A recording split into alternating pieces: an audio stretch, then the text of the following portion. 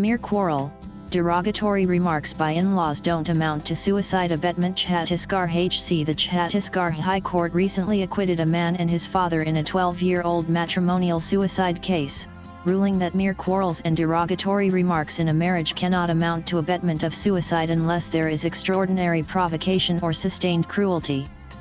The court was hearing an appeal filed by Kamal Kumar Sahu and his father Kalaram Sahu, who were convicted in 2016 by a Raipur Sessions Court for abetting the suicide of Kamal's wife, Sunita Sahu.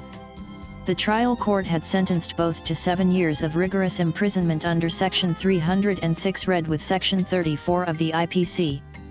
Sunita had died on January 5, 2014, after sustaining severe burn injuries at her matrimonial home on December 31, 2013.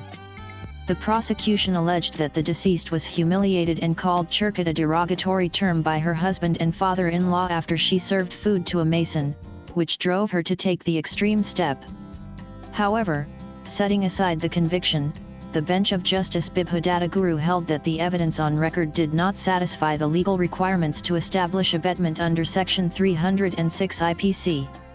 Derogatory remark or quarrel by husband-in-laws in matrimonial life alone cannot be considered sufficient to the extent to constitute abetment unless something extraordinary, more than normal wear and tear of married life, is shown on or just before the date of incident, the court observed.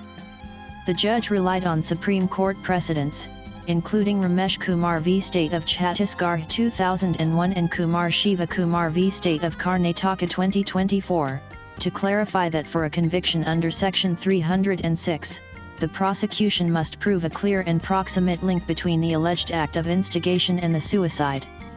The High Court noted that Sunita and Kamal had been married for over 12 years and had 2 children. Thus, the ingredients of presumption of abetment of suicide that the suicide has been committed within 7 years from the date of her marriage were not proved, the court added. Further, court found no evidence of dowry demands or sustained cruelty. The only allegation was of repeated quarrels and the utterance of a derogatory term, which, according to the court, fell within the realm of normal wear and tear of matrimonial life. Swipe left for next video. Therefore, setting aside the trial court's judgment, the High Court stated, "I am of the view that the prosecution has failed to prove its case and the trial court has not properly appreciated the evidence."